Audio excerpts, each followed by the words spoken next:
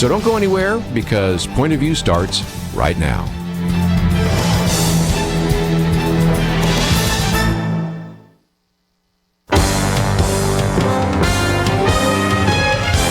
Across America, live, this is Point of View.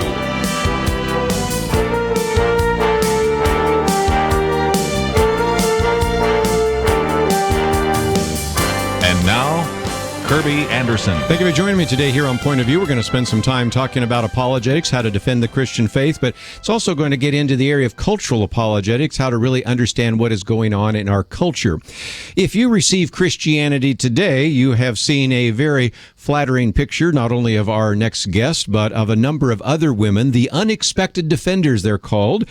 People like Mary Jo Sharp's been on this program with us before. Of course, Nancy Pearcey has been on many times, and many of the other women who are doing this area of apologetics. If you're not familiar with Nancy Pearcey, and I imagine most of our regular listeners are, she is the editor-at-large of the Pearcey Report, also scholar in residence and professor at Houston Baptist University. She's also a fellow with the Discovery Institute, and of course has been a Francis Schaeffer Scholar at the World Journalism Institute.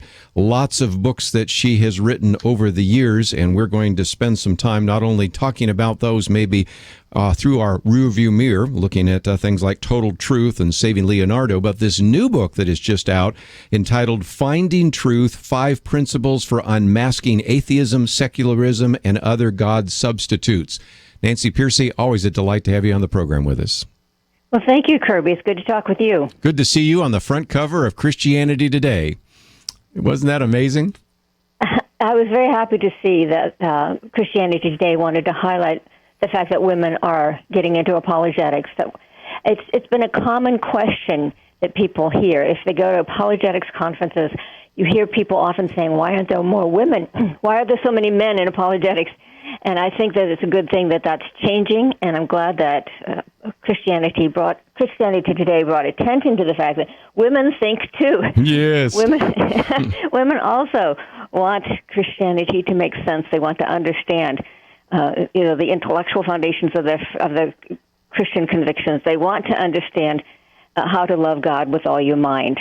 Well, and again, at the last apologetics conference I was at, we had Mary Jo Sharp speak at it. I'm going to one this weekend, and we have Sarah Geist, and of course you've been at some of those. I just think it's wonderful because there is sort of this assumption that sometimes gets made that apologetics are for white males, and I want to broaden that as much as we possibly can to both genders, different ethnic backgrounds, to recognize that all of us bring something to the table, and we certainly want to encourage people to do that. And this new book, Finding Truth, what a outstanding book. So thank you for taking the time to be with us today here on Point of View. Thank you. I'm very glad to talk about my new book because in a sense, it also adds a new dimension to apologetics, and that is it shows how rational arguments are based ultimately on Scripture. The Scripture is true about the real world, and therefore it's really the basis for many of the arguments that are used in apologetics. Apologetics, well, it's like philosophy. It's like any clear thinking. When people say, how do I know something's true, they mean, does it fit the real world, and is it logically coherent? But what Romans 1 does, and when Paul is addressing his first century audience in Romans 1, he's talking to people who are themselves had never heard him speak. And so he's giving them the basis for apologetics. I sometimes call this Paul's apologetics training manual because he gives the basis for why apologetics arguments work in the first place. So it goes even deeper than your normal apologetics book, but it goes deeper to the theological foundation and rationale for apologetics. Let me just mention to our listeners out there, you might want to get something to write with, and we'll talk about, for example, these 5 different principles. And for those of you that are pastors or Sunday school leaders and others, I mean, this is a great sermon out of Romans 1. So while everybody's getting something to write with, let me just take on something that you say early in the book, and that is when you were speaking at Capitol Hill a number of years ago and presenting this idea of a Christian worldview, you had an individual who was a congressional chief of staff stand up and say, I lost my faith at an evangelical college. Now, as somebody that's been in this ministry for many years and speaking on secular college campuses, I can tell you lots of stories of individuals who lost their faith, if you will, in quotes, when they went off to the secular university. But in this particular case, it really ties into your previous book, Total Truth, and this book about how going to an evangelical college, talking to professors who are presenting secular ideas, but then not having a way to actually reconcile that with their biblical faith, caused this particular individual, who you then do name, to actually lose his faith. Explain if you might. Right. After I wrote Total Truth, in fact, it was the launch event for Total Truth. Yes. On Capitol Hill. And after I introduced my book and talked about the relevance of biblical truth for the public arena, a chief of staff stood up and said, announced it to the whole room. Wow. And I lost my faith at an evangelical college. So, of course, I got his story. And what he said was exactly what you just said. That professors at a Christian college have often earned their advanced degrees from secular graduate schools where they, to be charitable, they didn't have an opportunity to really develop an understanding of the integration of Christian truth with their field. They probably had to fly below the radar screen in order to get their degree. So they come to Christian schools, and they haven't necessarily learned how to present a Christian alternative, even if they're highly qualified in their field. So that's what this young man ran into. The professors, he said, presented the dominant theories in the field, but they tend to be secular and sometimes explicitly anti-Christian, and they did little or nothing to offer a Christian perspective. He even met with them privately, asking, how do you relate your theological convictions to what you're teaching in the classroom? And not one of them could give an answer. And this is not that uncommon. In Finding Truth, I cite a study of the CCCU, that's the Coalition of Christian Colleges and Universities. These are the evangelical colleges. In this survey, only about half of the faculty said they could give a biblical perspective on the field that they teach. Only about half. So our schools, whether it's at the college level or high school or elementary school, even Christian schools need what Finding Truth is giving them, which is a strategy that can be applied to any discipline. It's flexible enough, it's open-ended enough that it can be applied in any discipline. For me, I became a Christian in college, and it's been something I've struggled with all these years has been, as a Christian, how do I be responsible in answering the charges that come our way from secular worldviews? The trouble is, if you mastered every theory in every field, it would take a lifetime.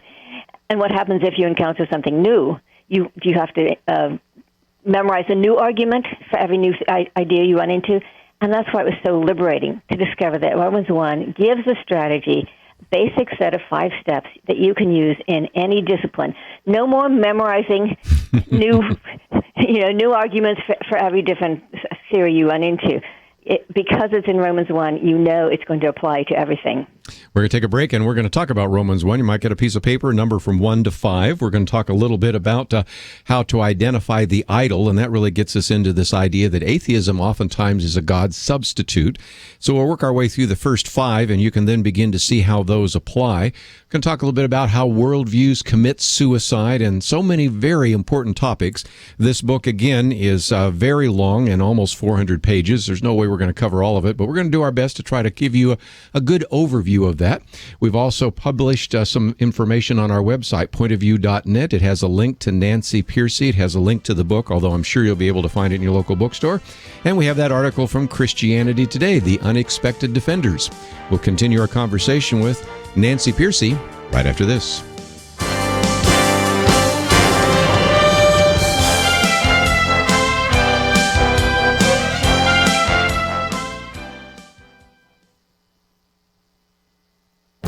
The Point of View Commentary with Kirby Anderson.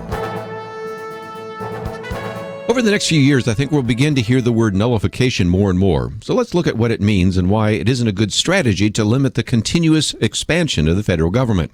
Some politicians and citizens have been arguing that states could use the 10th Amendment to nullify any federal law that exceeds the powers delegated to the federal government in the Constitution. This might work in some cases where a state refuses to accept federal funds and thereby avoids the federal regulations that are always attached to those funds. But nullification cannot begin to curb all sorts of other abuses of federal power. Michael Farris was on my radio program recently and provides constitutional and practical reasons why nullification cannot do as much as many proponents claim. The 10th Amendment states that the enumerated powers not delegated to the federal government are reserved to the states or the people. That doesn't imply that states have the authority to independently determine when the federal government has acted outside the scope of its authority. You know, if you believe that the states and the people have the right to nullify a federal law, you won't have a republic. If people could nullify any federal law, then we would soon have anarchy. We cannot give citizens in this country the right to nullify any law they believe is unconstitutional, but we really can't give any such unlimited power of nullification to the states either. Soon we would have a patchwork quilt of laws in the country and no cohesive set of laws that apply to the country as a whole. Right now, you might want to nullify a federal law like Obamacare or the federal regulation from the EPA or a Supreme Court ruling on abortion. Michael Farris says that once a state does that, another state might want to nullify the recent Supreme Court decision on the Hobby Lobby case. Nullification works both ways. Hope you can see that the issue is more complex than the bumper stickers calling for nullification might suggest. I'm Kirby Anderson, and that's my point of view.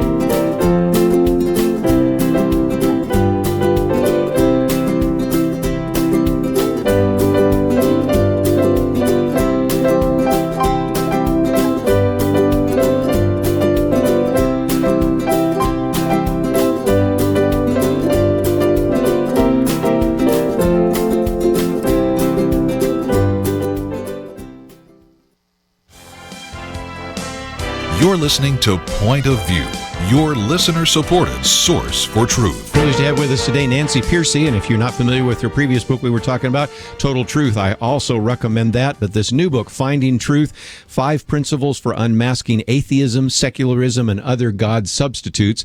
And I guess before we get into those 5 principles, explain that concept, if you would, Nancy, of the God substitute, because it really kind of gets into this idea of idols and idolatry, doesn't it?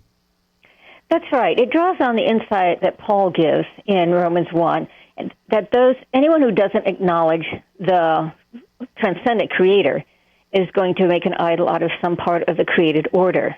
And we know this.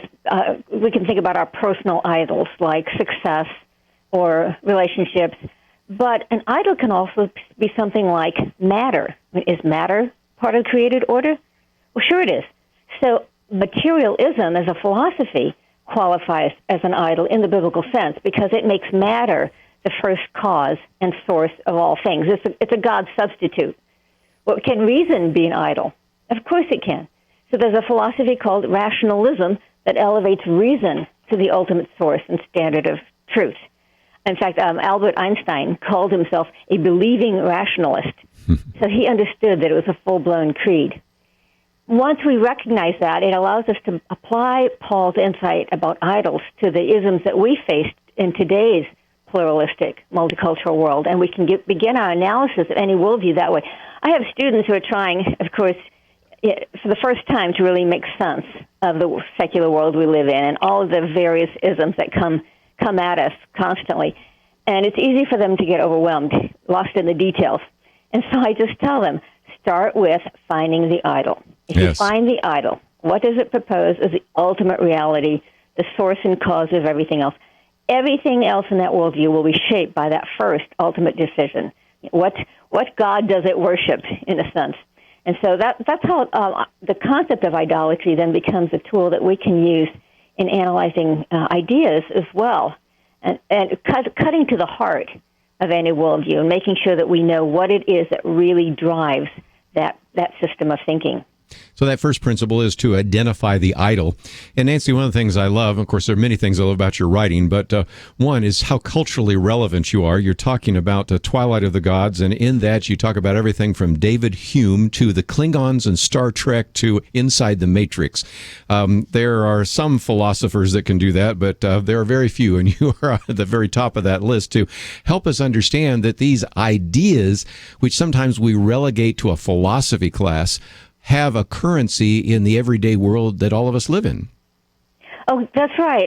You're right. It's very good to find examples like that because when you teach young people, I have this teaching position now at Houston Baptist University, and I love the constant interaction with young people because they are constantly finding ideas embedded in movies and books and music. One student actually wrote a note to me after my last class and said, "This method of critiquing that you've given us in your book, I have a master's student who said something very similar. She said, I used to be afraid of watching movies and pop culture because I knew it was embedded, secular ideas are embedded in them. And I'm afraid that if I can't recognize them, that they will just invade my mind. She says, I'm not afraid anymore because now I know how to recognize those ideas and evaluate them, be able to identify the different components." She's a master's student, so she has children. She said, my children are intrigued and delighted because now when we sit and watch movies as a family, I'm able to help them think critically about what they're watching.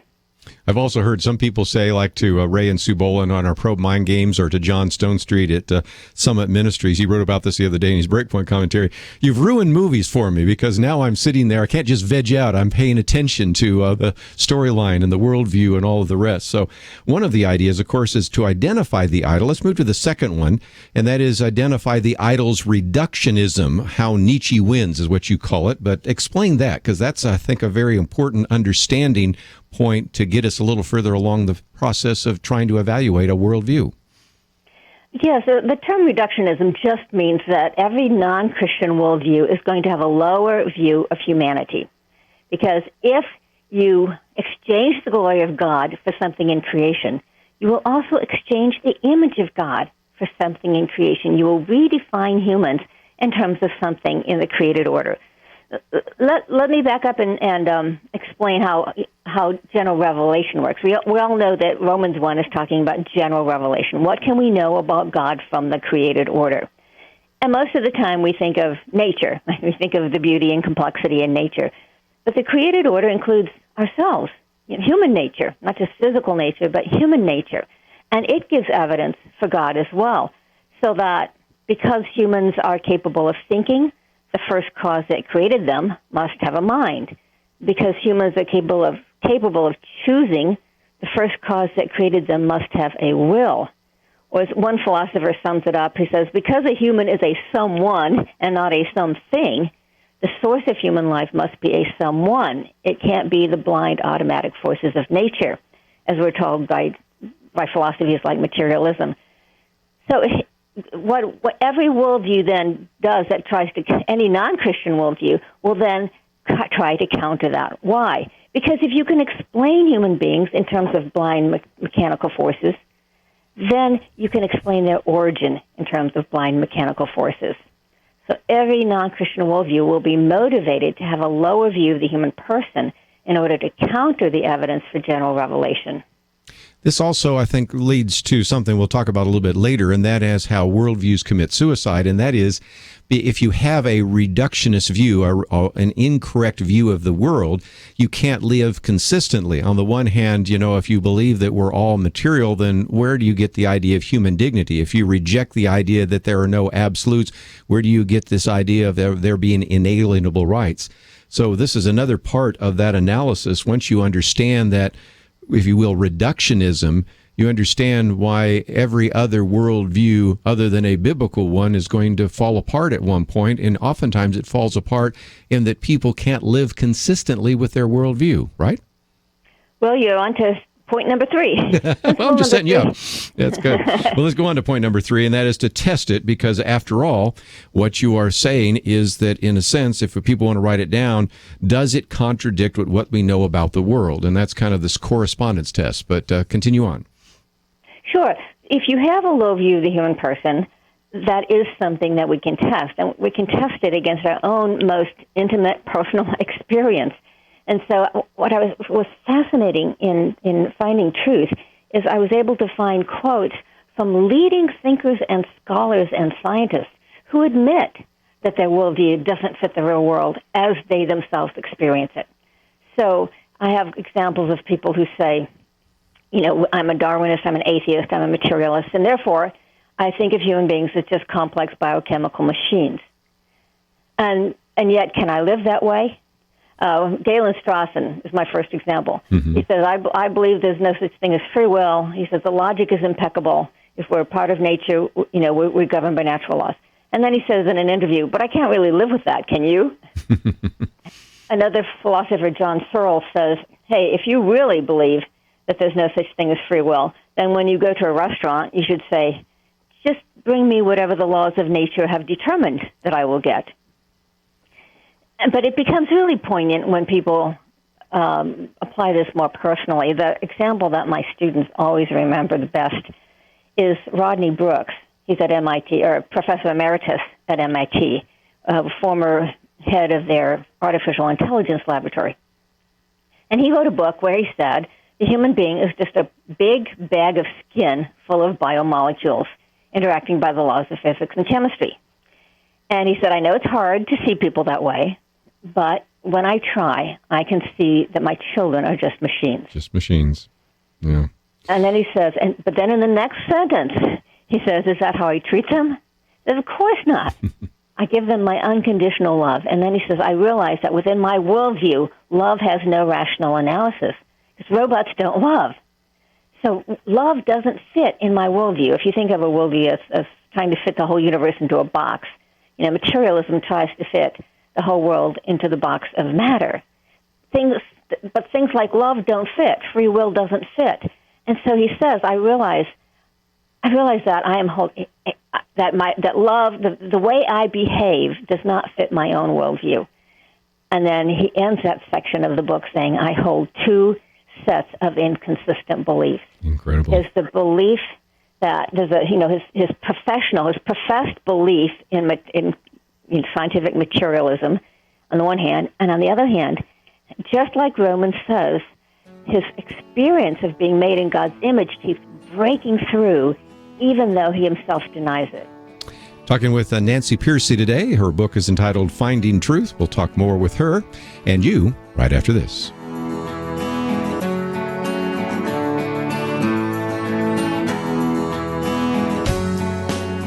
Did you hear about the marriage this month in Thailand of 3 men? Yep, 3 men, 1 so-called marriage. But no relevance, that's Thailand, you say. But last August, a U.S. federal judge struck down parts of Utah's ban on polygamy. What is marriage? Well, the U.S. Supreme Court is deciding that question right now. If you don't believe such things impact you, what do you think the schools will teach once the definition is open to anything that people want it to include? And how will the government enforce their definition on you? It's well past time to simply complain. We need to pray. This is one reason that Point of View began its Pray for America campaign. Visit our website and get your free copy of the booklet, Pray for America. Read it and join thousands of people across the land in praying for the court and the nation. We'll also send updates on other special needs to pray for. Pointofview.net. Pointofview.net. Click on the picture Pray for America. Visit us right now, pointofview.net. Point of View will continue after this.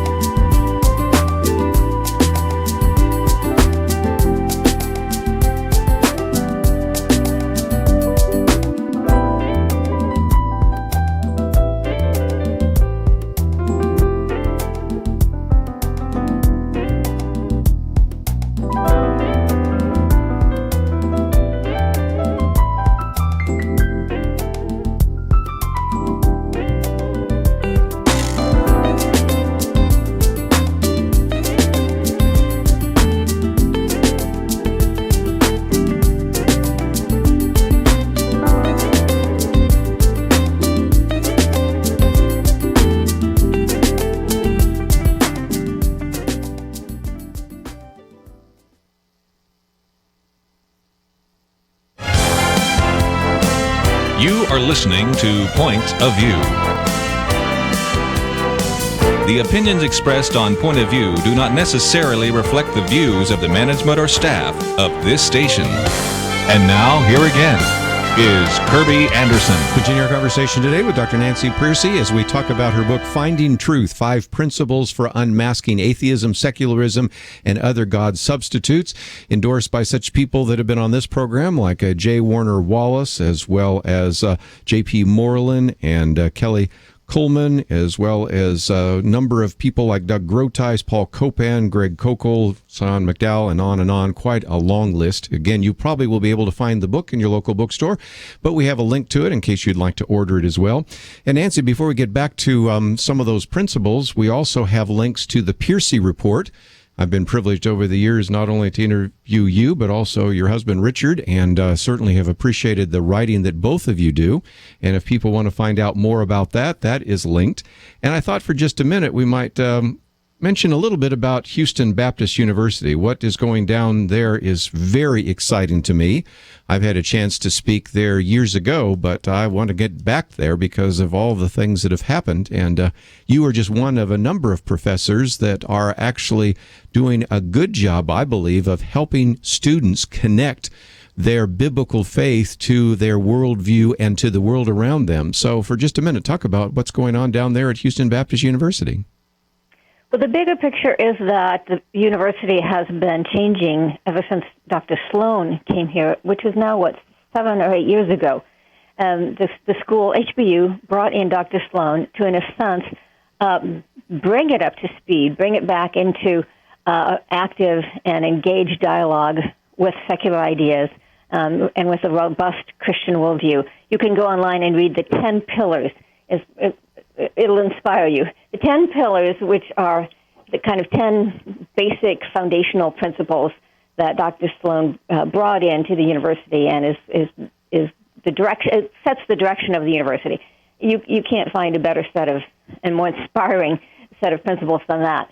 And I think that in my own research, here's what's driving a lot of the changes. In Finding Truth, in my book, Finding Truth, I cite several studies that show that the main reason young people leave their Christian convictions, leave their Christian upbringing behind, is that they're not getting answers to their questions and doubts. And the researchers who did these studies were surprised because they expected to hear stories about people leaving the church because they'd been hurt, emotionally wounded, relationship issues. And so they were surprised when the most frequent answer given was they deconverted because they were not getting answers to their doubts and questions. One of these surveys was open-ended, no preset answers, and still they got the same results. So, and of course, it's my own story, too. Mm-hmm. In high school, not just college, but in high school, I started having questions. I was raised in a Lutheran home, but started having questions, just how do we know it's true?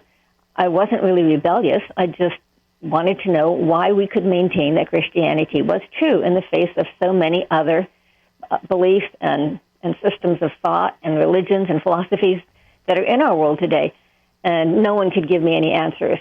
And as a result, I very intentionally and consciously walked away from my Christian upbringing and embarked on a search for truth and went through several years as an agnostic before finally coming back. And that was, I reconverted after going to L'Abri in Switzerland, the ministry of Francis and Edith Schaeffer.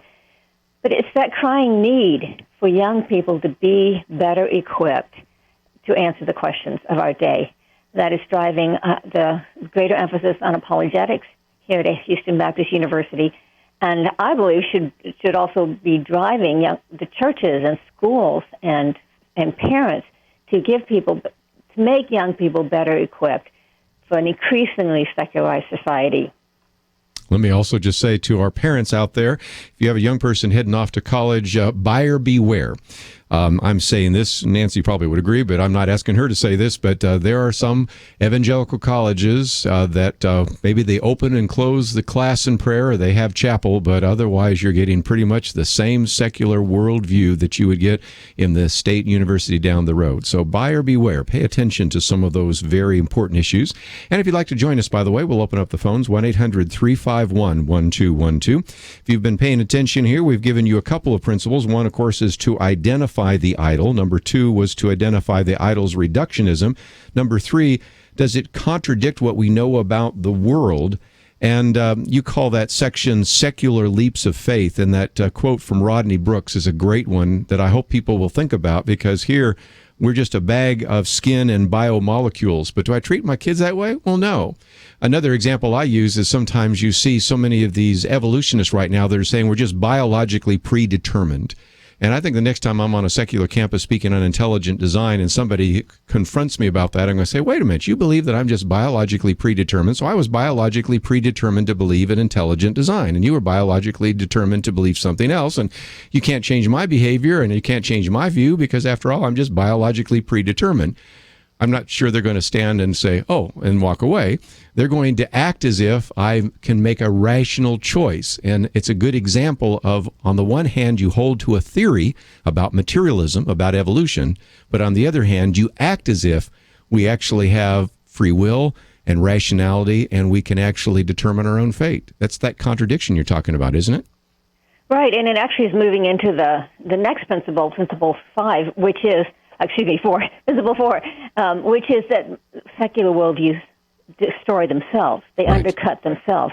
Because the example you're giving is evolutionary psychology, which is the application of evolutionary theory to the human mind, says that ideas arise in your brain not because of their truth value, but because of their survival value. Yeah. So apply that to itself. You know, to be consistent, whatever view of truth you hold has to apply to your own view as well. Well, then in that case, evolution is not a matter of truth either, but only survival. So it undercuts itself. It shoots itself in the foot. The apologist Greg Koukl says this is how worldviews commit suicide. If their own view of truth is applied back onto themselves, they self-destruct.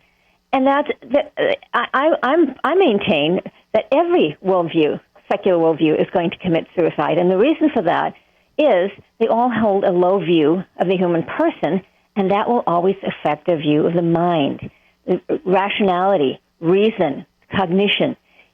They will hold a lower view of reason, like evolution does. Evolution says, you're just programmed to believe things that help you survive. That's a low view of reason. But if you have a low view of reason, how do you support your own theory? You can't. Mm-hmm. You have to have a high view of reason to argue your own case. Yes. And so other examples would be Marxism is still very big on the U.S.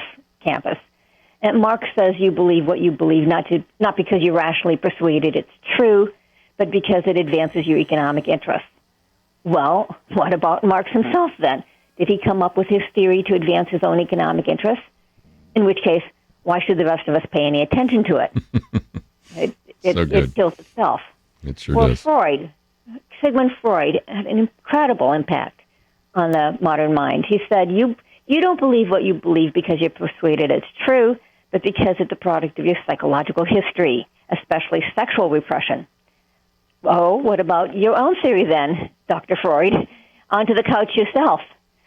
So in every case, non-Christian worldviews, because they redefine humans in the terms of something lower than God, less than God, they will also have a lower view of reason.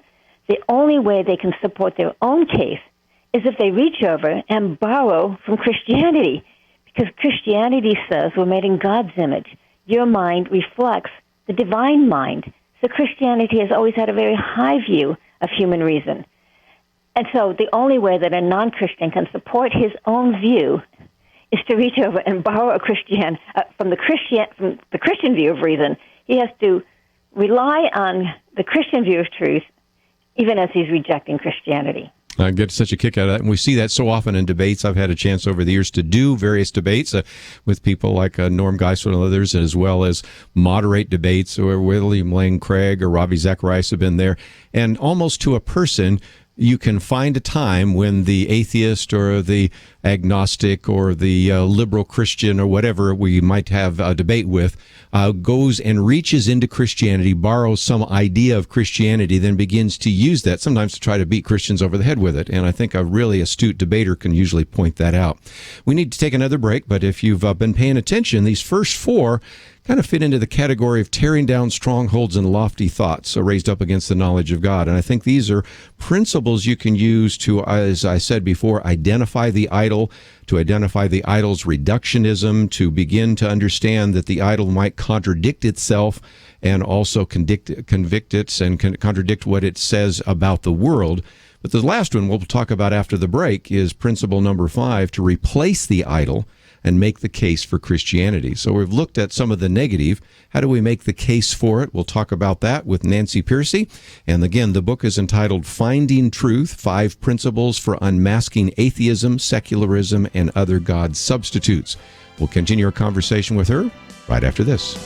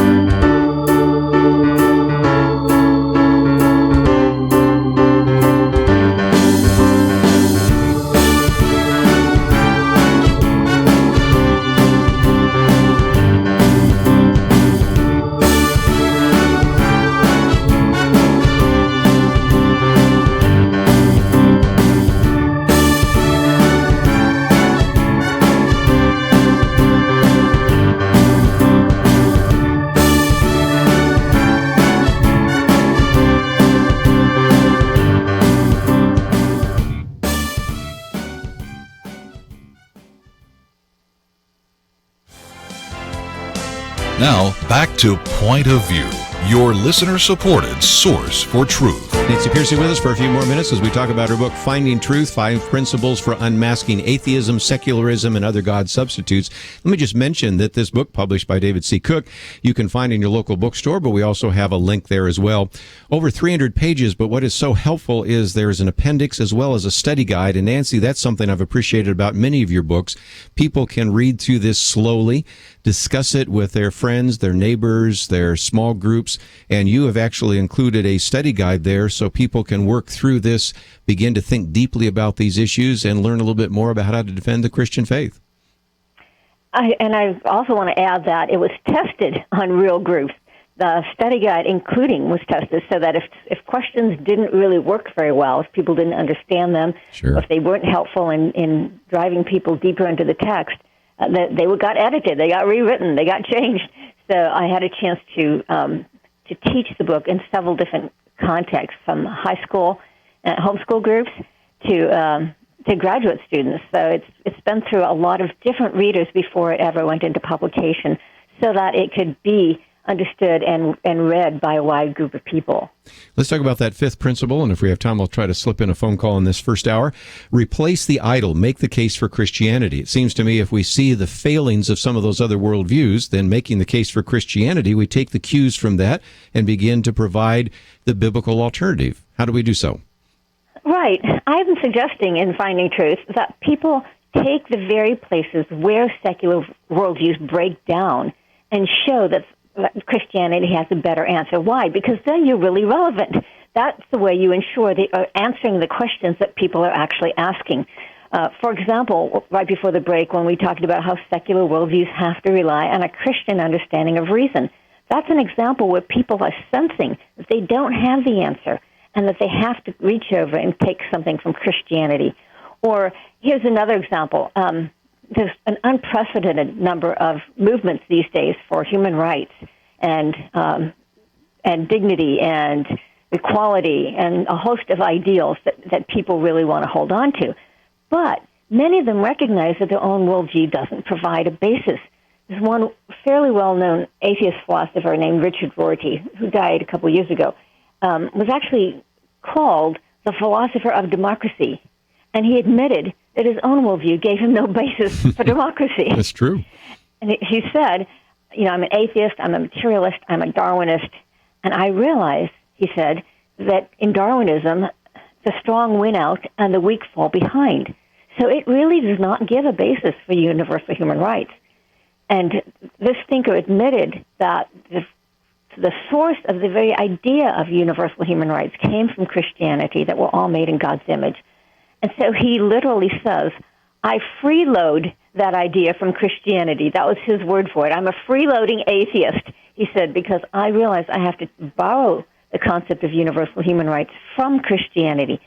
So I make the case in Finding Truth that why not, in order to make Christianity relevant, aim your answers right at those points when secular people recognize that they have to freeload from Christianity if they want to have the kind of world that's worth living in, a world where we treat people with humane. Our laws are humane. Our laws are life-affirming. Our laws affirm human dignity and human equality and human rights. Very good. Let's take a few phone calls real quickly. We'll go to South Carolina. Jalen, you're on with Nancy Pearcey. Oh, I guess yes, sir. Yeah, go ahead. Yes. I'm a missionary, and I remember going to an hospital one day, and one of the patients said to me, I'm getting ready to go. And I said, where you going? He said, I think I'll go to California. I remember asking him, how are you going to do that? You have no money, you have no clothes. He says, let me tell you about a Christian. And during that time, I was kind of doubting, you're kind of like, is this right or real? And he told me, he says, one thing about those Christians, you don't have to belong. You don't have to be a Christian. They help anybody and everybody. That made me feel so proud. I would think so. Because, and it really defined just, you know what, Lord, I thank you. When we go in different prisons and, I let them know, I said, you know what, because of the love of God, they're taking care of your children. You have a place that you got clean sheets. I said, where do you think this stuff is coming from? Yeah, I wish we had more time, but it reminds me of Rodney Stark. The twilight of Christianity. I mean, the idea of Christianity and the good service, and I think the testimony that Christians have had over the years is a great example of that. Let me take one more phone call real quickly in California, KBIC. David, what would you like to say? Well, I loved your book, Saving Leonardo, Nancy. I loved it so much I gave it to 2 different young people. I bought some books. So I would like you perhaps just to bring out an example of how to apply the principles you're talking about to the art, the movies, and those things. Sure. Thank you, David. Thanks for those kind words about Saving Leonardo. And I do deal with it briefly in Finding Truth as well, and that is, we really don't understand the arts unless we understand the worldview that's being communicated through the arts. In the time we have, let me see if I can be really quick. Here's an example. Most people don't know where abstract art comes from. They wonder, why is this even called art? They're used to figurative art. Most people don't realize it comes from pantheism. The first abstract painter was a Russian named Kandinsky, who embraced a kind of blend of Eastern and Western mysticism, and it was called theosophy. It is essentially a kind of pantheism. And his goal, he decided the way to overcome Western materialism was to get rid of material objects, so that the abstract painting was designed to liberate the mind from its preoccupation with the material world and elevate your thinking into the abstract, into the spiritual realm. And not surprisingly, a lot of abstract painters were Buddhists. A lot of them were followers of Eastern religions. So Francis Schaeffer used to say, this is a kind of mysticism with nobody there. Mm-hmm. It's a mysticism, but there's no person there. You may feel lifted out of the ordinary, mundane world, but to connect with what? Not a transcendent person who loves us and communicates with us, but with emptiness. I'm living in Houston, where the Roscoe Chapel is located. Mark Roscoe painted several large, dark, one single color paintings, and it's actually in a chapel called the Roscoe Chapel. And after he painted them, he committed suicide. Wow. And the person who commissioned the paintings said what he was saying with these paintings was they express the silence of God, the unbearable silence of God, end of quote. So the point is that even paintings we may not understand, like abstract paintings, are coming out of a deep expression of people's worldviews. And Roscoe was really willing to, it was a life and death question for him. He was working out life and death questions in his paintings. And so I appreciate your question, David, because it helps us as Christians to recognize worldviews are everywhere, and that we are not going to be well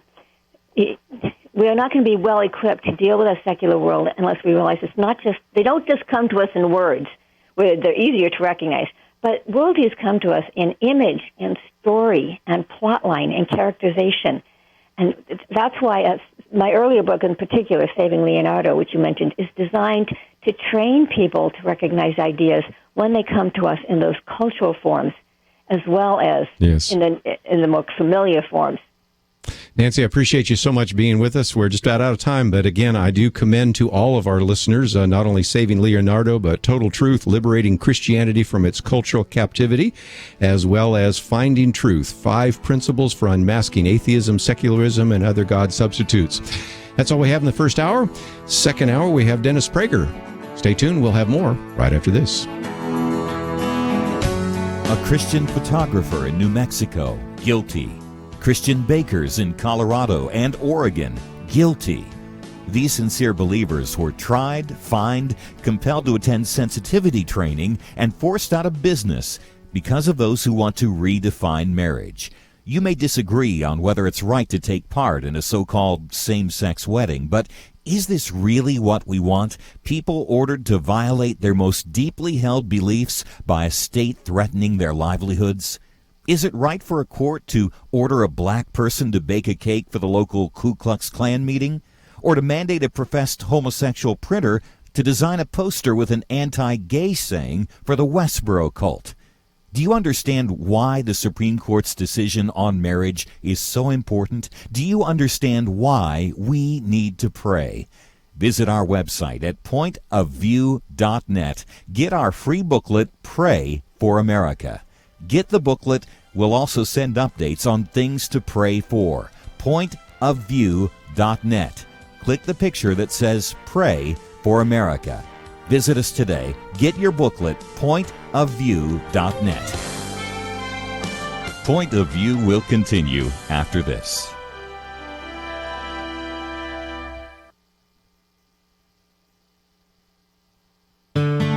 I just thank God for y'all. I listen to you every day, truly. I wanted to thank y'all for everything you do each day to inform Christian families and our community about the things we can do, and just the way you're so informative. I listen to you daily and love you guys and appreciate you so much. God bless you, Kirby, for keeping this show so on track and for the decades of wonderful help to this nation that Point of View has been. We're all big fans of your work, and we pray that God will just prosper it. As a Christian, over the years that I've followed this program, I am constantly challenged to be on guard and to evaluate what's going on. And if for no other reason, to protect the caliber and the truth of your programming, I need to participate and to back your program financially to ensure that the truth stays out there for people to hear, to view, and to be a part of.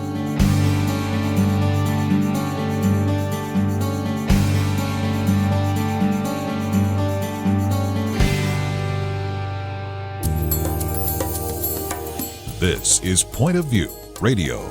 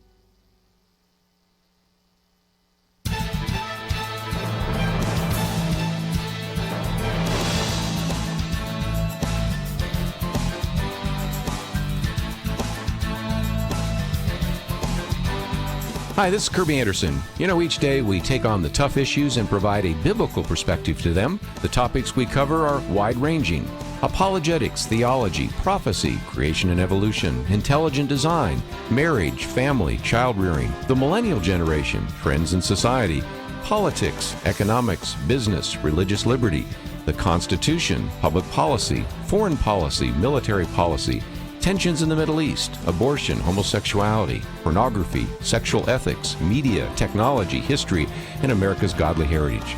We talk about anything that affects your faith, your family, or your freedom. So don't go anywhere, because Point of View continues right now.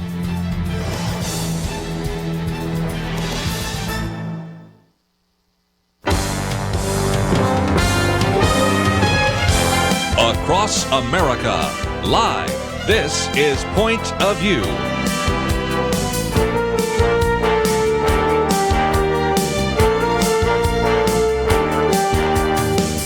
And now, Kirby Anderson. This hour we have an opportunity to talk with Dennis Prager, and you've heard me quote him so many times. Here's an opportunity for you to hear him directly. One of America's most respected radio talk show hosts, has been broadcasting on radio since 1982. Going to be talking about his book, The 10 Commandments, Still the Best Moral Code, but I might also mention some other books that I certainly would recommend to you and have quoted from before. For example, his book, Still the Best Hope, Why the World Needs American Values to Triumph, as well as, of course, his perennial bestseller, Happiness is a Serious Problem, something we obviously hear on his Friday program on the Happiness Hour. He is also very much involved in educating us, and many times we've pointed you to things that maybe you've seen on Prager University, which is kind of an institution of higher learning on the internet. And so, again, we welcome to the microphone Dennis Prager. Thank you for joining us today. Kirby, wonderful to be with you. Thank you. We are going to be talking about the 10 Commandments, but before we get into it, I thought we might talk about why that's so important. And David Brooks the other day in the New York Times had a piece called The Cost of Relativism. And he sort of set forth how expensive it is and how detrimental it is to live in a society that does not believe in moral absolutes. But I'd love to know what Dennis Prager would think is the cost of relativism. What do we end up losing when we do no longer believe in moral absolutes?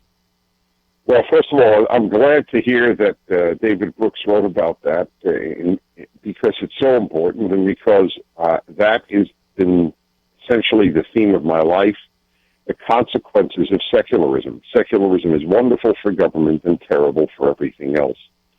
And one of the consequences is if there's no God and there is no religious code, then everybody makes up his own definition of right and wrong. Interestingly enough, it's the second article, I would say, in, 2 months now, that the New York Times has published that said, this was, the last one was by a professor of philosophy who himself was secular, but said, to his amazement, there are no moral truths among American youth. And not just youth, I would say under 30, and for that matter, in my baby boomer generation even. Look, an atheist can acknowledge, and when I debated this at Oxford years ago, the atheist professor I debated acknowledged it. If there is no God who says do not murder, murder isn't wrong. You can only say, I think it's wrong, and I certainly hope people do think it's wrong. There's no moral truth. And what we have, therefore, this great danger of all moral decisions being feelings. This is what I feel, therefore that is what is right or that is what is wrong. You know, go ahead, please. No, I was going to say, one of the things we've tried to do on this program is really try to educate the younger generation. I was thinking of Alan Bloom's book, The Closing of the American Mind. I mean, he starts out by saying if there's one thing a university professor can assume when he walks into a classroom, it's that all the students believe in relativism. So it seems to me we've got a lot of work to do.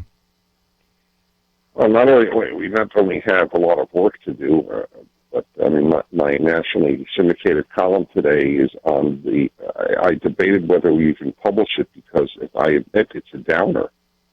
I just gave example after example of the decay of the society.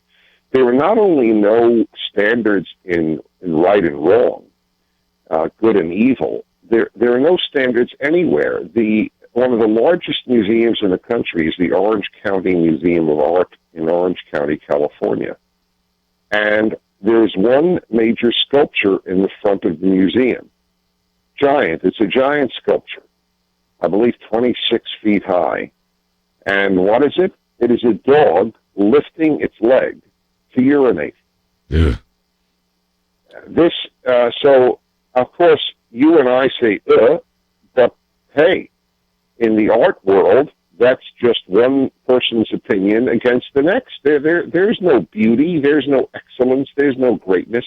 So back to the Ten Commandments, it begins, and it's very rare for this to be in the Bible. It says, right before it begins, it says, and the Lord spoke all of these words, saying. So in other words, it's telling you this is not from Moses. This is not from man. This is from me, the creator of the heavens and the earth. Therefore, they transcend your opinion. And it's amazing, just amazing when you think about it, that a code given 3,200 years ago is completely irrelevant today. There isn't a word that is problematic, and there isn't an omission. It's unbelievable. Wouldn't you have thought that 3,000 years ago there would have been something in there that would have been an anachronism or that would have been objectionable? But if the world lived by those commandments today, it would be a sort of utopia. You think of a science book 3,000 years ago, and we wouldn't even want to pay attention to it, but here are the Ten Commandments. And I might just mention that for our listeners that we have information about Dennis Prager, Prager University, this book, The Ten Commandments, and your recent column, America's Decay is Speeding Up. Like you said, it is kind of a downer, but I guess we need to tell the truth about where the society is going, don't we? Well, your doctor has to do two things. He's got to tell you the truth, and then give you a way to combat that illness. And there are ways to combat the illness, although there is no way outside of a religious renewal. There is none. There is no secular renewal possible. So since you are told from almost elementary school on that religion is a weirdo idea to be confined to the house and your place of worship, it's very hard for the well-educated to take it seriously. You're indoctrinated against accepting intellectually the Judeo-Christian religious foundations of the country. Going to take a break, and when we come back, continue our conversation today with Dennis Prager. Might just mention we have a lot of resources available to you. First of all, if you've never visited his website, you're going to find a lot of great resources. From time to time, we've pointed you to Prager University, which is a great opportunity for you to hear not only from him, but from other experts, and that is certainly another great opportunity for you to learn. The column that we mentioned today, America's Decay is Speeding Up, and of course, the book we're talking about, The Ten Commandments, Still the Best Moral Code.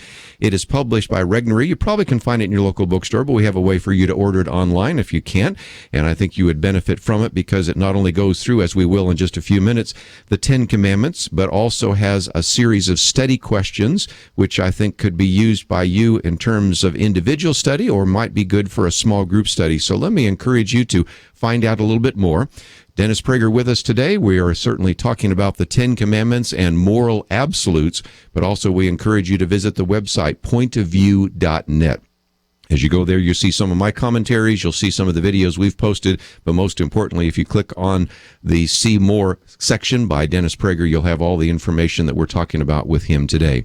Let's take a break. When we come back, we'll begin our conversation and discussion of these Ten Commandments, how relevant they are to our society, and give you an opportunity to learn more about the Ten Commandments. We'll be back right after this.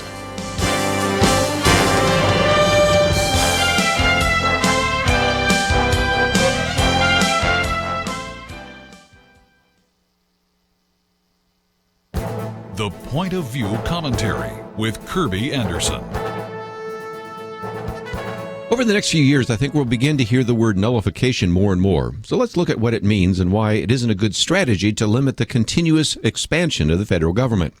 Some politicians and citizens have been arguing that states could use the 10th Amendment to nullify any federal law that exceeds the powers delegated to the federal government in the Constitution. This might work in some cases where a state refuses to accept federal funds and thereby avoids the federal regulations that are always attached to those funds. But nullification cannot begin to curb all sorts of other abuses of federal power. Michael Ferris was on my radio program recently and provides constitutional and practical reasons why nullification cannot do as much as many proponents claim. The 10th Amendment states that the enumerated powers not delegated to the federal government are reserved to the states or the people. That doesn't imply that states have the authority to independently determine when the federal government has acted outside the scope of its authority. You know, if you believe that the states and the people have the right to nullify a federal law, you won't have a republic. If people could nullify any federal law, then we would soon have anarchy. We cannot give citizens in this country the right to nullify any law they believe is unconstitutional, but we really can't give any such unlimited power of nullification to the states either. Soon we would have a patchwork quilt of laws in the country and no cohesive set of laws that apply to the country as a whole. Right now, you might want to nullify a federal law like Obamacare or the federal regulation from the EPA or a Supreme Court ruling on abortion. Michael Ferris says that once a state does that, another state might want to nullify the recent Supreme Court decision on the Hobby Lobby case. Nullification works both ways. Hope you can see that the issue is more complex than the bumper stickers calling for nullification might suggest. I'm Kirby Anderson, and that's my point of view.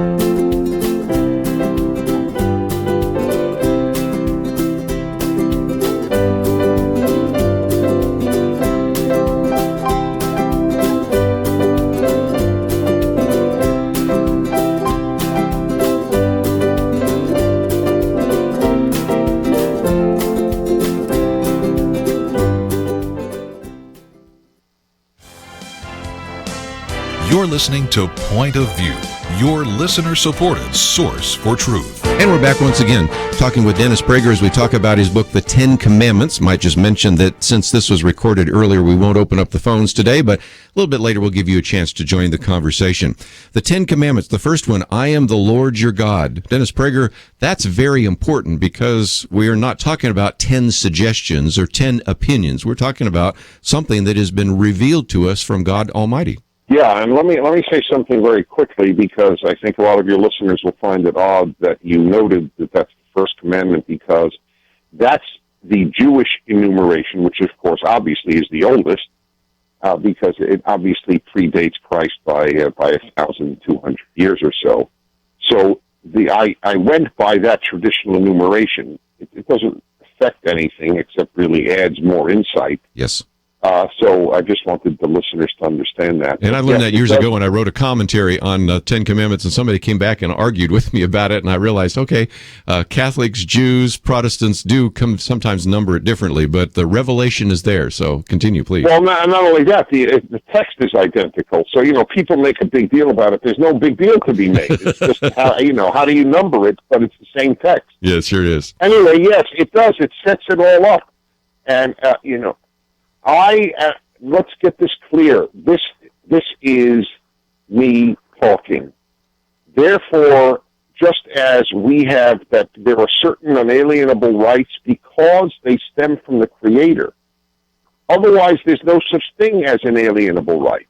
If it stems from man, from a king, from a president, from a Congress, from a prince, from Moses, then anybody could say, hey, I don't agree.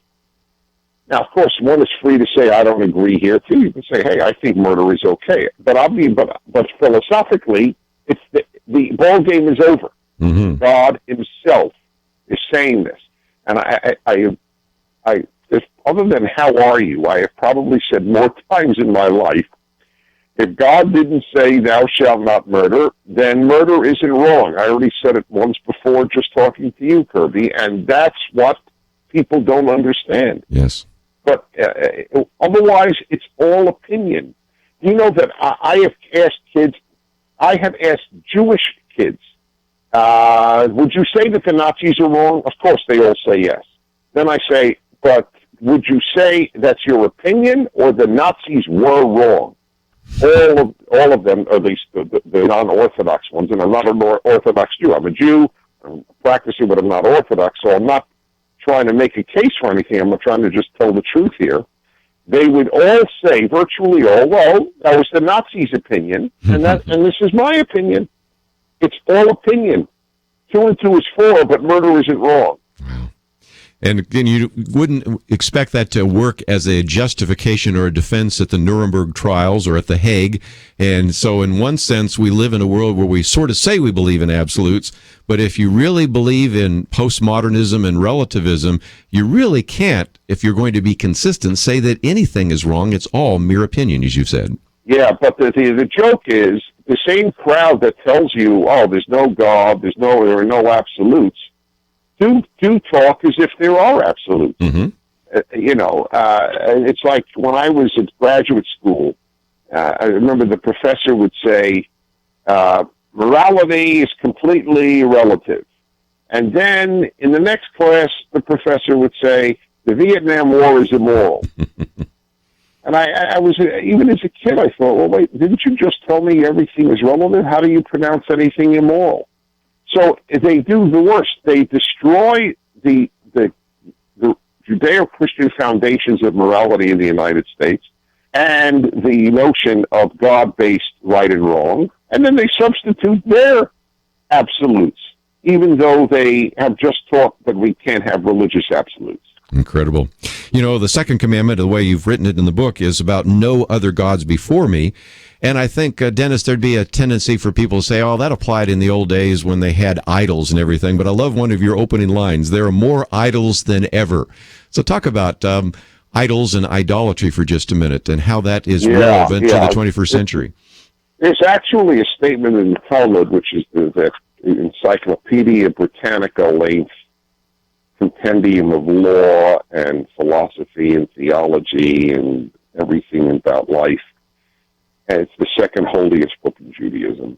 And there's a statement there that shook me up when I was a kid, and I learned it, and that is, whoever denies all false gods affirms the one true God. Mm. I didn't put that quote in the book, but it's a very, I thought, wait a minute, really?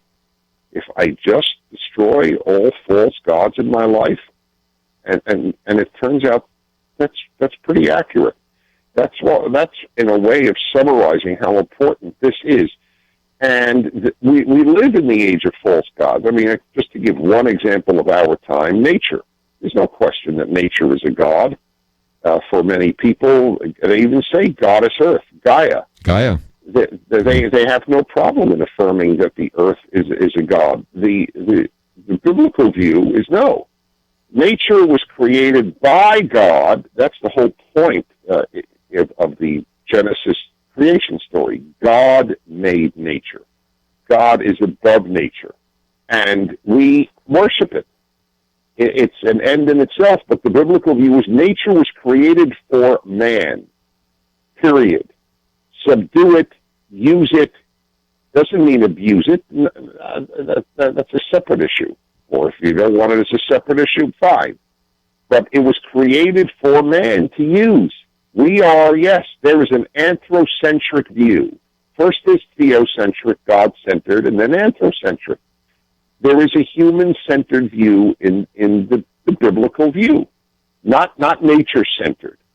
But everything can become a false god. Another example I give, which I think will disturb a lot of people, is education. Mm-hmm. Education has become a false god. People worship PhDs, the highly educated, and so on. But the record of the highly educated outside of those who have affirmed that the purpose of education is God and goodness, it's got to be both, has been dismal. There were 14 Nazi heads who decided to exterminate the Jews in 1941 in a Berlin suburb called Wannsee. 14. 7 of them had PhDs.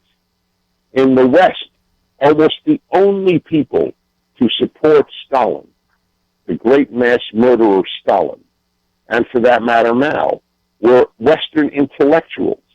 The record of secular education morally is disgusting. It's vile. And there's a book your readers should read, Complicity in the Holocaust, written by a professor. And he speaks by, just to be honest, he speaks two things: the failure of the German churches and the failure of the German universities. Again, just illustrating that there is a real dichotomy between wisdom and knowledge. Some people might have a great deal of knowledge, they might have that PhD, they might have that education, but what we are looking for are people that have wisdom and common sense and kindness and so many other things you talk about in that chapter. Well, you can't have wisdom if you're taught by people who grew up with the moronic statement, never trust anyone over 30. I remember when I heard that as a kid, and I thought, wow, boy, I trust a text that's over 3,000. That's really good. We are coming up to a break, so when we come back from the break, what I'd like to do is talk about one of the more controversial aspects. Wouldn't be a good interview with Dennis Prager without that, and that is the third commandment, which you say is the most misinterpreted commandment, but more importantly, perhaps the most dangerous, the worst sin you can commit. So we'll go to a break and spend some time talking about that, and if we don't work our way through all 10, that's all the more reason to get a copy of the book. It is entitled The 10 Commandments, Still the Best Moral Code. We have information about Dennis Prager, and we would encourage you to go there and find some of the great resources that are available. It is DennisPrager.com, and we have all sorts of ways in which you can connect up. You can, of course, find out more about some of his other books. And let me commend to you that 400-page book, Still the Best Hope, Why the World Needs American Values to Triumph. Tells you a lot more about leftism and a lot more about Islamism, and we have quoted from it before, but I certainly would encourage you to also consider that book. Readers are leaders, and if you really want to have an influence in society, that is certainly one way to do so, and you will benefit from some of the great material over the years that has been produced by Dennis Prager. Many of you probably hear his radio program as well, and today, if you go to our website, you can see my Viewpoints commentary, also our Take Action item on supporting religious freedom, as well as our Pray for America campaign, and all of it is available at pointofview.net. We come back, we'll continue our conversation about the 10 Commandments, talking about, for example, the third commandment, one of the most misinterpreted one. How about the fifth commandment in terms of the importance of family and family structure at a time when marriage and family are being redefined? So many things to talk about. We'll continue our conversation with Dennis Prager and encourage you to visit the website pointofview.net. Need to take a break. When we come back, we'll focus on a few more of those commandments and continue our conversation with Dennis Prager. Stay tuned. We'll have more right after this. Maybe you've noticed, but Christians find many things to disagree about. But one thing that all true Christians do is pray. Point of View Radio has a plan to help you join with your family from sea to shining sea and pray for America. It starts by getting our new booklet, Pray for America, and we'll also send you occasional reminders and updates on special needs to pray for. One need that we know about is to pray for the Supreme Court. Over the next few months, they're considering the definition of marriage and whether or not to force every state to accept the fiction of so-called same-sex marriage. When the foundation of your house is compromised, the entire structure is in danger, and this decision may seriously undermine our culture's foundation and fuel a growing attack on religious freedom. Please visit our website. Look for the Pray for America picture on the right side of our homepage. You may have to scroll down just a bit, pointofview.net. Join people all across the land and pray for America. Visit right now, pointofview.net. Point of View will continue after this.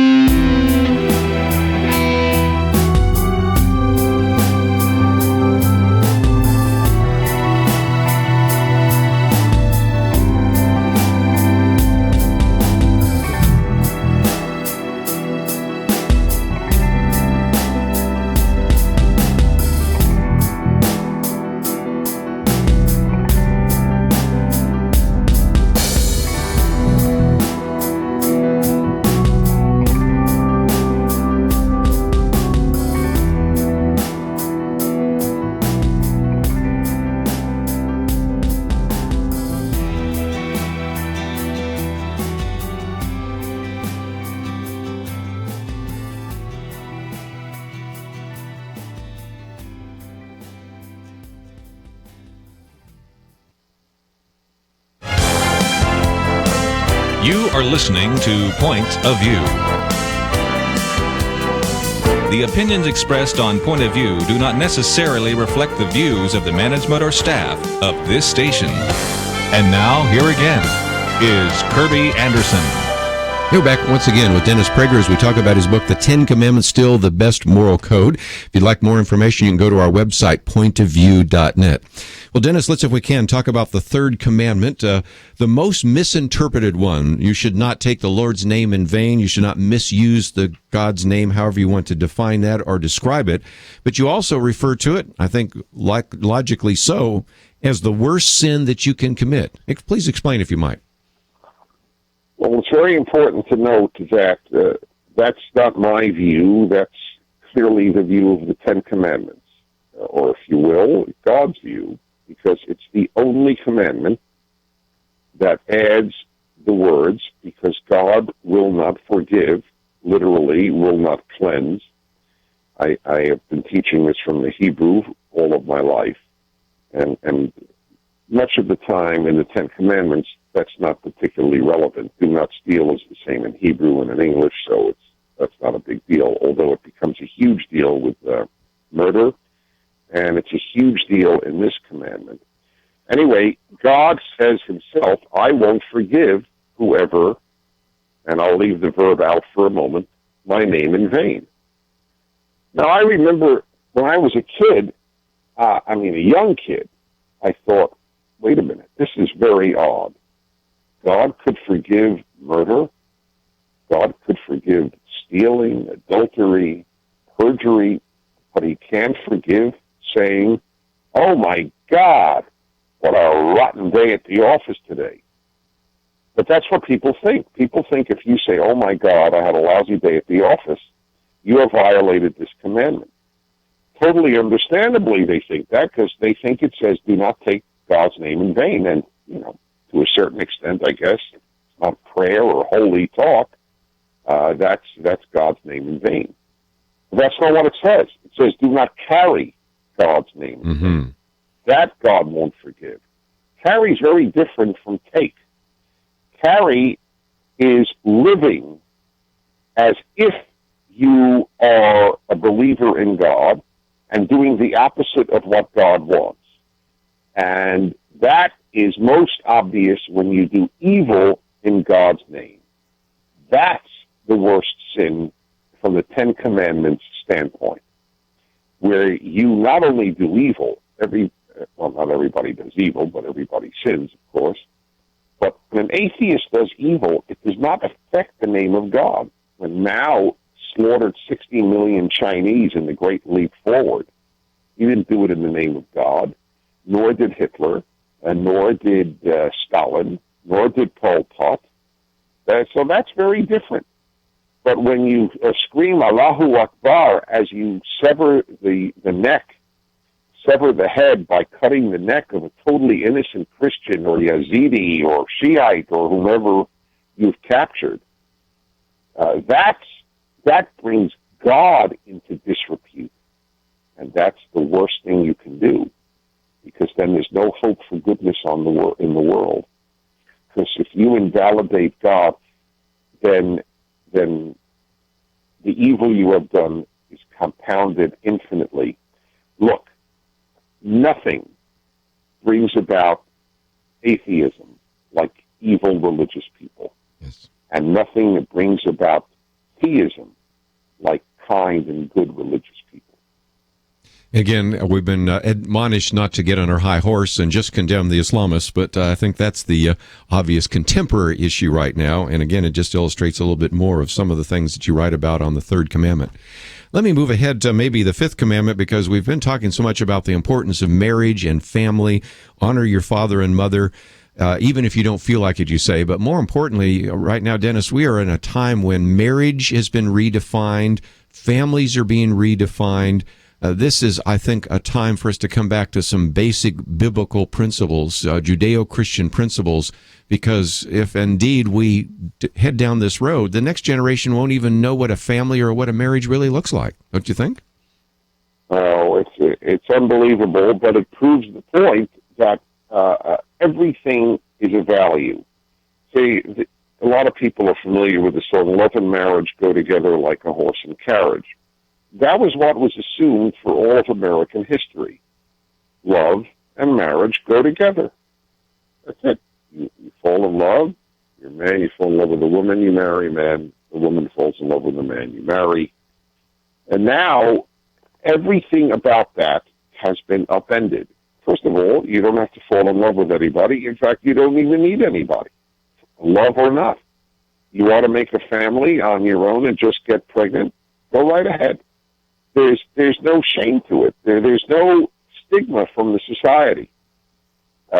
You just, oh, look, she's having a baby. I mean, right now, actually, if I meet a young woman and, on the airplane and we start talking and she mentions her child, I don't have any assumption any longer that there's a father in the picture. It's a toss-up. Wow. And look, nearly half of American children are born, well, depending, of course, on the community. Within the black community, I think it's 78%.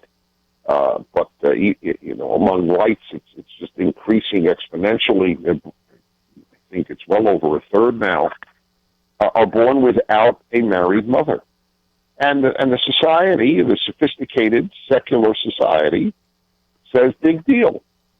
And if a kid has no father and mother, but two fathers and two mothers, and by the way, I want to just add, I have a couple that is two fathers with children, and I am related quite intimately in the family life to a woman who is has two kids with her female partner, and they did marry under a New York law.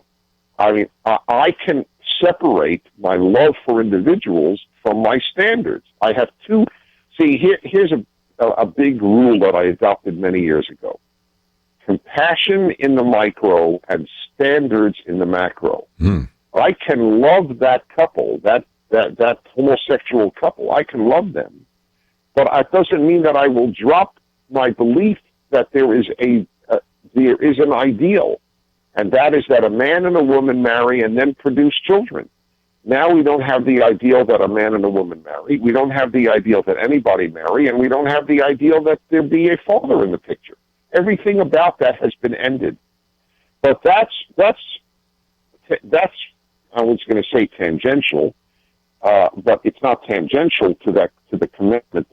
Going back to the commandments, what is key here, and it's obviously takes for granted that there are a mother and father, but what is key here, and part of the sophistication of the Bible, and specifically the Ten Commandments, is that we are commanded to honor our father and mother, not to love them. We're commanded to love the stranger, God, our neighbor, but we're not commanded to love our parents. That's between you and your parents. It's between you and your own self, if you will. What you have to do, and by the way, this teaches parents what they have to do. Don't seek to be loved by your children. Seek their respect and their honor. And it is also, this I do know, it's the best antidote to totalitarianism, because every tyranny tries to break the child-parent bond.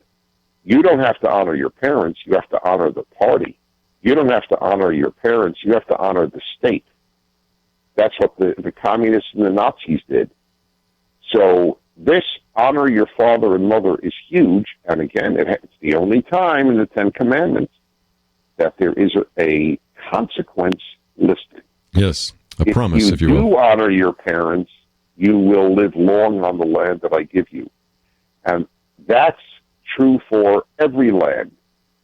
America, if kids stop honoring parents, we will not have a long-lived civilization called American civilization. And that is exactly what is happening.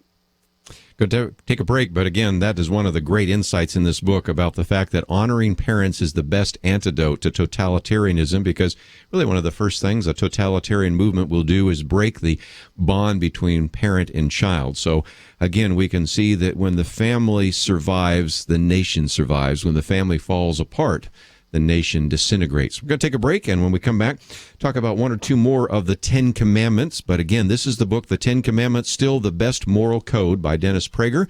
Let me recommend the book to you. It is published by Regnery. You should be able to find it in your local bookstore, but as always, we make it possible for you to order it, and also, of course, allow you to link up with Dennis Prager and to find out more about his radio program, about Prager University, and so many other great resources that will be helpful to you. And certainly, if we are going to be a part of the solution to some of the problems and even the decay and decadence we've talked about, certainly we need to be involved. And so I do commend to you this book, which would be good for you to read individually, but I would also recommend it for a small group structure if that is something you might want to do. Let's take a break. We'll continue our conversation with Dennis Prager right after this.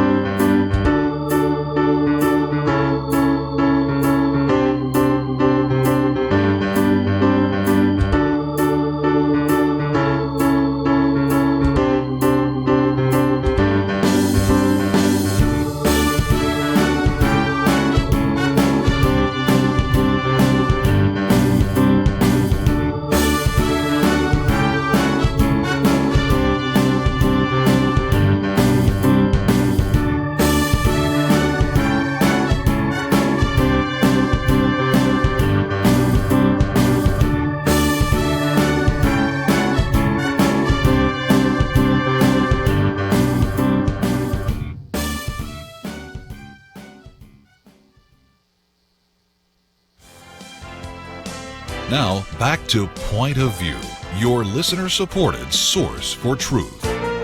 Back for the final segment today as we talk with Dennis Prager about his book, The 10 Commandments, Still the Best Moral Code. We obviously won't cover all 10, but I think, again, this is a reason for you to get a copy of the book published by Regnery. And Dennis, how about maybe talking about do not murder, thou shalt not murder. Some people always say thou shalt not kill, but of course it is about this idea of premeditated murder. But it's such an important principle today as we see so much death around us and the importance of having a true Judeo-Christian perspective about human life. It's a very terrible problem that people think that it says do not kill. I've been fighting against this for about 35 years. Yes. It says do not murder. Hebrew and English both have different words for kill and murder. Murder is immoral killing. Simple as that. There is moral killing. If it said do not kill, then we'd have to be pacifists. Somebody comes to kill you or your family or your neighbor, you can't kill them. Somebody is shooting up children in a schoolyard, you can't kill him. You have to be a pacifist, meaning it's always wrong to take a life.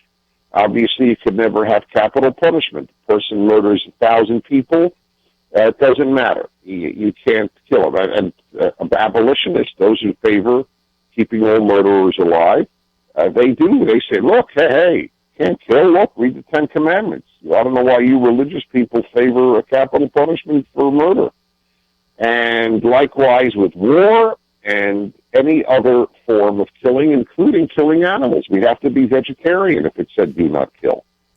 So it's just another example of even people who have been raised with the Ten Commandments may not understand what they really say. Very good. Let's go to the 8th commandment for just a minute. Do not steal, because I love what you say, and that is keep this and you'll keep them all. There is a sense in which it's almost a foundational idea, because if you keep that, then you don't have to worry about covetousness and adultery and many other issues, because once you understand what that means to not steal, you really see how that is such a foundational commandment. True? It's unbelievable. People, this is a sort of intellectual game. And I've done it just with myself, If people could observe one commandment of the 10, well, what I want, and I guess I'd have to say do not steal, because every other one is a violation of theft. For example, murder is stealing a life. Adultery is stealing a spouse. After all, two single people can't commit adultery. It always has, by definition, it must involve a spouse. So a spouse is being stolen. In lying, you're stealing truth. You're stealing justice. If you don't honor your parents, you are stealing their parental role. So in effect, everything comes from that, and so does. And of course, the two big things about do not steal. There are two huge things. One is it means the Ten Commandments is in favor of private property. That's huge. The socialists in France in the 18th century began with the idea all property is theft. No, that is not correct. Stealing property is theft, not owning property. And the other is, and this is again why I hope people will read the book. They may not know this. The basic and most fundamental prohibition in do not steal is not to steal a human being. Mm-hmm. And on that basis alone, I don't understand how anybody could have ever defended, as a Jew or Christian, the African slavery, because it began with kidnapping. It began with stealing people. Even if they could say, I could defend slavery as a Bible-based person. I don't think they could. But let's say they could. Fine. But how did you defend the kidnapping? Mm-hmm. It's in the Ten Commandments. You can't steal a life. I think it also brings me to one of the most famous quotes, or the most frequent quotes, probably a better way to say it, of Dennis Prager. So often I talk about the fact that there has been unwillingness for us to speak out against persecution. And I've many times quoted that you used to travel around as a young American Jew speaking about the struggle for Soviet Jewry. And you always wondered, why is it Christians aren't speaking out to that issue? And so often I've quoted that story that you tell. And even to this day, we, of course, will have former Representative Frank Wolf on and many other people that will speak about that issue of persecution. But that evil in that day with slavery, we have an evil in our day, and that is the Jews and Christians are being persecuted, and it is our responsibility to speak out. And you've always wondered, and I've wondered as well, why we don't have advocates in the Christian world like we've had over the years in the Jewish community.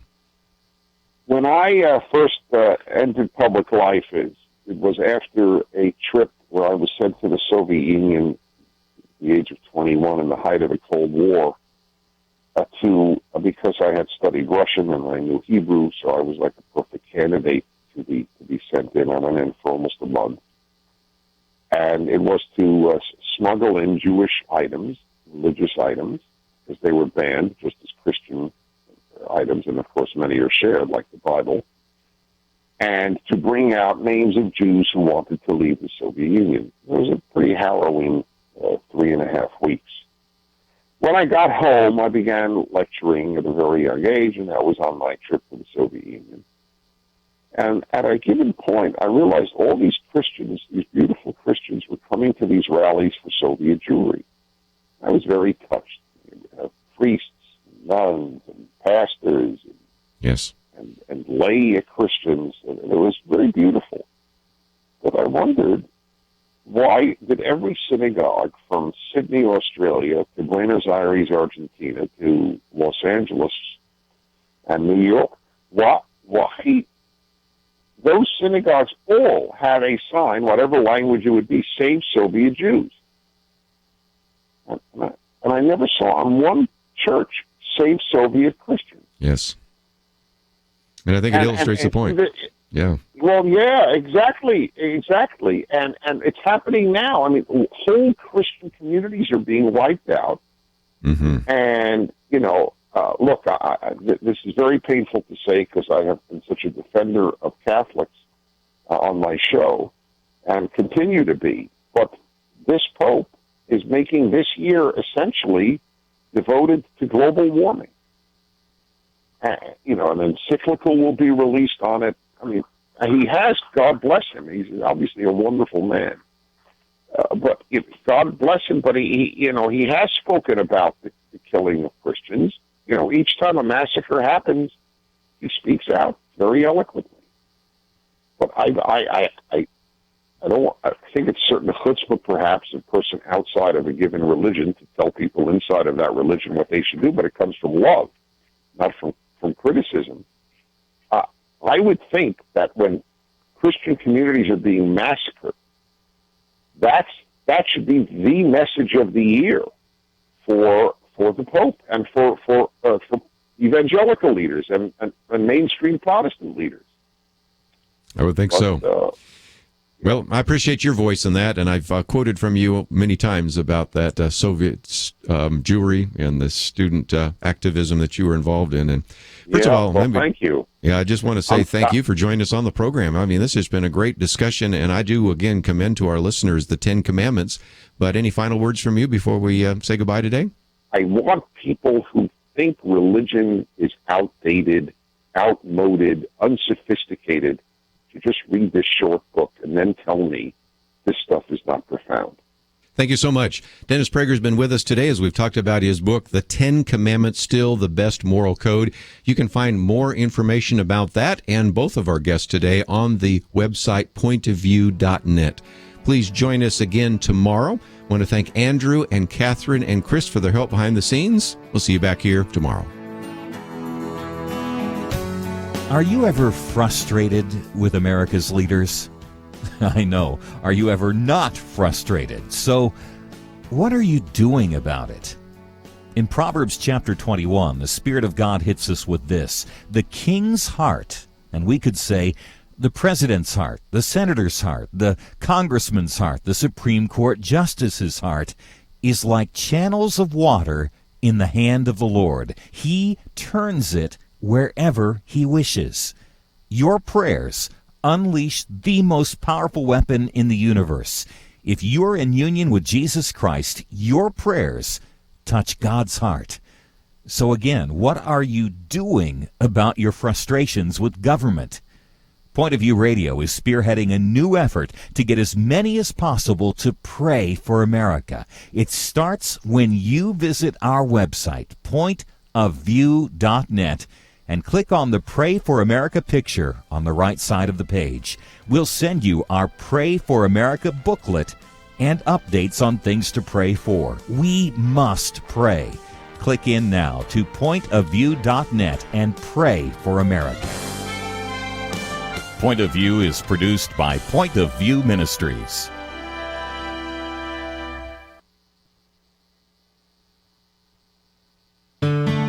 I just thank God for y'all. I listen to you every day, truly. I wanted to thank y'all for everything you do each day to inform Christian families and our community about the things we can do, and just the way you're so informative. I listen to you daily and love you guys and appreciate you so much. God bless you, Kirby, for keeping this show so on track and for the decades of wonderful help to this nation that Point of View has been. We're all big fans of your work, and we pray that God will just prosper it. As a Christian, over the years that I've followed this program, I'm constantly challenged to be on guard and to evaluate what's going on. And if for no other reason, to protect the caliber and the truth of your programming, I need to participate and to back your program financially to ensure that the truth stays out there for people to hear, to view, and to be a part of.